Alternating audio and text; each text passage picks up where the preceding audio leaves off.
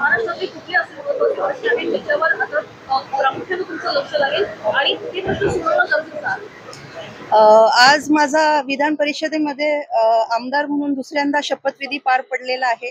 त्यासाठी मी काँग्रेस पक्षाचे आमचे सर्व केंद्रातील नेते असतील, प्रदेशचे नेते असतील आणि सर्वच आमचे कार्यकर्ते या सर्वांचेच आणि सर्वच आमचे वडीलधारी मंडळी सर्वांचे मनापासून खूप खूप ऋण व्यक्त करते.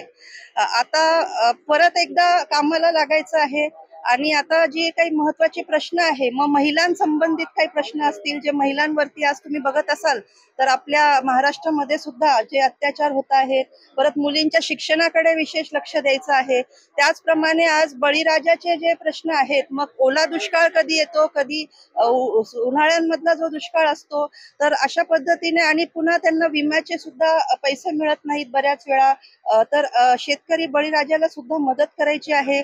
इतरही सुद्धा जे शालेय विद्यार्थ्यांचे प्रश्न असतील, जे ग्रामीण भागामध्ये ज्या शाळांची जी दुरवस्था झालेली आहे, मग जिल्हा परिषदेच्या काही शाळा मोडकळीस आलेल्या आहेत, त्यांच्या मेंटेनन्सचे विषय असतील, इतर या सर्व विषयांवरती काम करायचं आहे. काही सिंचनाचे प्रश्न आहेत त्याच्यावरती सुद्धा वर्कआउट करायचं आहे. अशा विविध प्रश्नांवरती मला काम करायचं आहे. महिलांच्या प्रश्नावर विशेष आपलं लक्ष असेल. राज्यात तरुणी आणि महिला बेपत्ता होण्याच्या प्रमाणामध्ये वाढ झाली आहे. 2019 ते 21 दरम्यान राज्यातून जवळपास 12,000 महिला अल्पवयीन मुली ज्या आहेत त्या बेपत्ता झाल्या असल्याची माहिती मिळते आहे.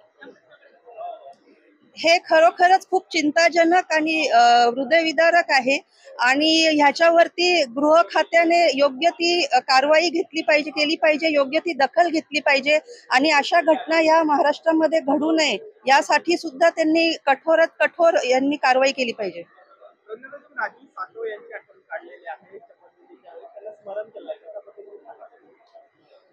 असा एकही दिवस, एकही क्षण जात नाही की राजू सातव साहेबांची आठवण येत नाही. ते एक अविभाज्य अंग आहे माझा, मी त्यांची अर्धांगिनी आहे आणि म्हणून कुठल्याही शुभ कार्याला सुरुवात करताना मी त्यांच्या नावाचं स्मरण करते आणि पुढे जाते. कारण त्यांच्या आशीर्वादानेच आज मी माझ्या पायांवरती, ते गेल्यानंतर सुद्धा मी आणि माझी 2 लहानगी लेकरं आम्ही खंबीरपणे आज केवळ त्यांच्या आशीर्वादामुळे आम्ही आज उभा आहोत आणि पुढची वाटचाल जीवन जगत आहोत.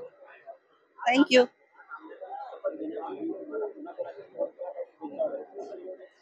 शुभेच्छा तर सर्वांचेच आले, आमच्या पक्षातील नेत्यांचे आले, आमच्या हिंगोली जिल्ह्यातील कार्यकर्त्यांचेही आले आणि काही महाराष्ट्रातील आणि देशातील राजू सातव यांचा जो यांच्यावर प्रेम करणारा जो वर्ग होता त्यांचे सुद्धा सर्वांच्या शुभेच्छा मला आल्या.